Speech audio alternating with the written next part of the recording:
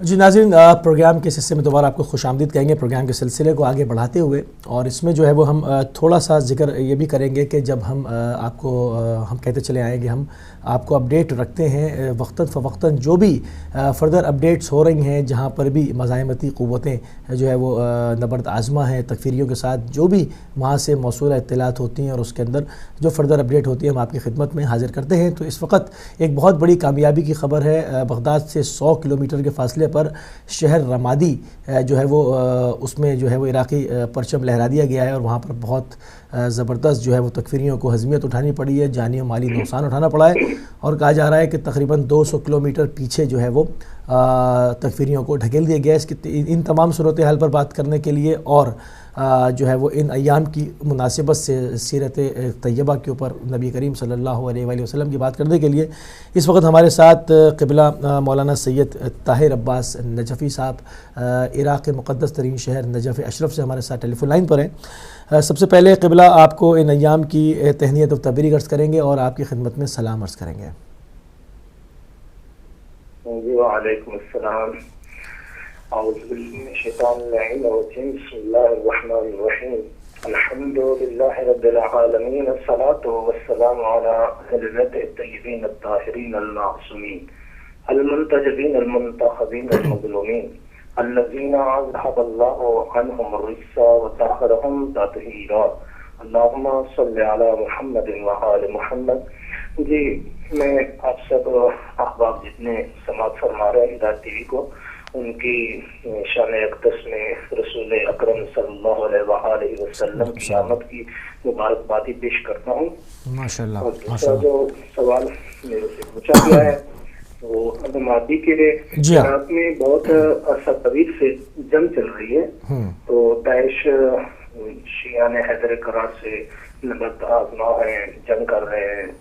تو اس سلسلہ میں پہلے بھی ایک فلوجہ کے مقام پہ بھی ہماری فوج جو عراق انہوں نے بہت آسان طریقے سے یہی طریقہ کار اختیار کیا تھا کہ پورے علاقے کو گھیرے میں لے لیا تھا، اور بعد میں چن چن کر ایک ایک داعشی کو، ان حرامزادوں کو مارا تھا۔ اسی طرح کل جو واقعہ ہوا ہے، اسی طرح ہماری یہ بہت بڑی خوشی ہے۔ سب سے پہلی خوشی جو ہے عید نوروز ہے، اور دوسری رسول اکرم صلی اللہ علیہ وآلہ وسلم کی آمد ہے۔ اس کے ساتھ ہمیں یہ خوشی ملی ہے، اس سے بڑھ کر ہماری کوئی خوشی نہیں ہے کہ یہاں پہ مزارات مقدسہ ہے، کربلا مکملہ ہے، نجف اشرف ہے، سامرا اور کاظمین شریفین ہے۔ اسی طرح بہت ہمارے جو مرکز شیعت کے ہیں اور مزارات ہیں، اس پہ ہماری دل و جان ہے، اس لیے ہماری جو جتنی قوم شیعہ ہے وہ جنگ کر رہی ہے، اور رمادی میں ان داعشیوں کا قبضہ تھا، تو اسی حوالے سے اب ہماری فوج عراق کی جتنی جیش ہے انہوں نے رمادی کے اوپر بھی اس طرح کیا ہے، چاروں طرف سے رمادی کو گھیرے میں لیا ہے۔ اس کے بعد لینے کے بعد اب ان کے پاس، داعش والوں کے پاس کوئی راستہ ہی نہیں رہا، تو اس حوالے سے انہوں نے ایک ایک داعشی کو چن چن کر مارا ہے۔ ان کے بیرونی راستے تھے شام کی طرف سے، ترکی کی طرف سے، وہ منقطع کر دیے گئے ہیں۔ وہ جو رقہ کا جو علاقہ کہا جا رہا ہے، جہاں سے ان کی رسد تھی، جہاں سے یہ بھاگ کے شام میں چلے جاتے تھے اور وہاں سے مسلح ہو کر پھر آ جاتے تھے، کہا جا رہا ہے کہ وہ بھی رسد کٹ گئی ان کی۔ جی، رقہ کی طرف سے ایک رستہ جو انہوں نے بنایا ہوا تھا، یہ شام میں بھی شیعان حیدر کرار سے بی بی زینب سلام اللہ علیہ کے روضہ کے گرد جتنی گردنواں میں شیعہ ہیں وہاں بھی یہ جنگ کر رہے تھے، اور انہوں نے یہ ایک سلسلہ بنایا ہوا ہے۔ عراق ترکی سے فوجیں ان کی جمع ہوتی تھی، پھر عراق میں انٹر ہوتی تھی، عراق کے بعد وہ شام کی طرف نکل جاتی تھی۔ تو اب جو ہے نا عراقی جیش نے، اور جتنی ہی چل رہی ہیں، عشق شادی ہے اور بھی بہت ساری تنظیمیں ہیں، انہوں نے پورا کنٹرول اپنے ہاتھ میں لے کر رقہ کی طرف سے جو رستہ تھا اس کو بھی کنٹرول میں لیا ہے، اور یہ سارے ان کے جتنے بیرونی رستے تھے وہ منقطع کر دیے، اب ان کو ایک جگہ پہ اکٹھا کر دیا گیا ہے، اور عراق کی جیش جو ہے ان کو چن چن کر مارے گی اور مار رہی ہے۔ یہ ان کی جتنی داعش ہے، ان کی ناکامی کا یہ مقام ہے۔ انشاءاللہ شیعان حیدر قرار ہیں، ہر محاذ پہ، ہر منزل پہ جنگ کرتے ہیں، امیر المومنین کا نام لے کر، ائمہ اطہار کا نام لے کر، جتنے بھی باطل ہیں وہ انشاءاللہ نصف و نابود ہو جائیں گے، اور ان کو جو ہے نا ان کا کلا کما کیا جائے گا۔ الحمدللہ فاتح ہیں ہم بھی پہلے بھی، اور اس مقام پہ بھی ہم فتح یافتہ ہو چکے ہیں اور فتح پا رہے ہیں۔ ماشاءاللہ ماشاءاللہ. اور میں چاہوں گا کہ یہ تو آپ نے بہت اچھی جو ہے وہ اپڈیٹس دیں اور مومنین کے دلوں کو، یعنی جہاں وہ ایک خوشی منا رہے ہیں رسول اللہ صلی اللہ علیہ وسلم کی جو کہ یہ مبارک ایام جو ہے وہ قریب تر ہیں، اس کی خوشیوں میں ہی وہ جھومے نہیں سما رہے ہیں کہ آپ نے اتنی ایک بڑی خبر بھی دی کہ جو ہے وہ کہ بہت بڑا شہر ان کی نجاست سے پاک ہو گیا اور وہاں پر بہت زیادہ مالی و جانی نقصان ان کو اٹھانا پڑا، اور ہماری اطلاعات یہاں تک بھی ہیں کہ تقریباً کوئی 200 کلومیٹر پیچھے ان کو ڈھکیل دیا گیا ہے. تو یہ تو تھی ساری سیاسی صورتحال. اب میں چاہوں گا کہ آپ حضرت محمد مصطفیٰ رسول اللہ صلی اللہ علیہ وآلہ وسلم کی حیات طیبہ کے اوپر جو ہے وہ تھوڑی روشنی ڈالیں. جی بسم اللہ. رسول اکرم صلی اللہ علیہ وآلہ وسلم کی آمد ہے تو کچھ آداب 12 ربیع الاول کو مناتے ہیں ہم، جو فقہ جعفریہ علیہ تشیع والے ہیں ہم 17 ربیع الاول کو مناتے ہیں. ربیع الاول کا مقدس مہینہ ہے، اس میں سب سے پہلی خوشی جو ہم مناتے ہیں وہ 9 ربیع الاول. اس کو عید زہرا کہا جاتا ہے، فرحت الزہرا کے نام سے اس کے بہت سارے نام دیے گئے ہیں. تو دوسری خوشی جو ہے رسول پاک کی آمد کی ہے. رسول پاک کی آمد سے پہلے جتنے عرب تھے، عجم تھے، بتوں کی پوجا کرتے تھے، ان کے اپنے اپنے مذہب انہوں نے بنائے ہوئے تھے.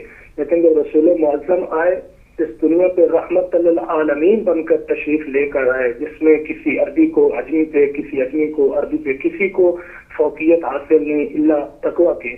تو اسی طرح رسول پاک جب تشریف لے آئے رحمت للعالمین بن کر، کیسے آئے؟ رسول اکرم کے آنے سے کیسر و کسرا کے جو گنبد تھے، کنگرے تھے، وہ تمام خود بخود گرنے لگ گئے. تو رحمت للعالمین کی آمد پہ رحمت کا مطلب ہی یہی ہے کہ جو کفر ہے، نفاق ہے، شرک ہے، بت پرستی ہے، اس کو ختم کرنا تھا، نیست و نابود کرنا تھا اور اسلام کا بول بالا کرنا تھا. رسول معظم نے اپنی پوری زندگی میں 63 سالہ زندگی میں رسالت، توحید اور امام علی علیہ السلام کی امامت کا پرچار کیا ہے، آل محمد کی ولایت کا پرچار کیا ہے، جو الحمدللہ اب بھی ہماری جو ہے نا شیعہ کی اثنا عشرہ کی جو جس طرح نبوت کے بعد امامت کا سلسلہ چلا آ رہا ہے، اب بھی الحمدللہ ہمارے 12ویں امام زمانہ عجل اللہ فرجہ کا دور ہے. انشاءاللہ امام ظہور فرمائیں گے. اسی طرح جس طرح رسول اکرم نے آ کر بتوں کو، شرک کو، کفر کو نیست و نابود کر کے ایک اپنی رسالت کا اعلان کیا، توحید کا اعلان کیا، اہم و اطہار کی امامت کا اعلان کیا. اسی طرح امام زمانہ سرکار بھی آئیں گے. جتنے اس دنیا میں داعشی ہیں، کفر ہیں، شرک ہیں، تمام کو نیست و نابود کریں گے، ختم کریں گے اور ایک اسلام کا جھنڈا بلند کریں گے انشاءاللہ. تو رسول اکرم کی آمد پہ اب کچھ لوگوں کے سوالات ہوتے ہیں، جاہلانہ ذہن ہے لوگوں کے، رسول کو اپنا جیسا سمجھتے ہیں. تو کوئی ایسا مسئلہ نہیں ہے. ہمارے اثنا عشری جس طرح توحید اور رسالت کو شیعہ مذہب بیان کرتے ہیں، الحمدللہ اس طرح کا کوئی مذہب بھی اپنی توحید، رسالت اور امامت کو کوئی بھی بیان نہیں کر سکتا.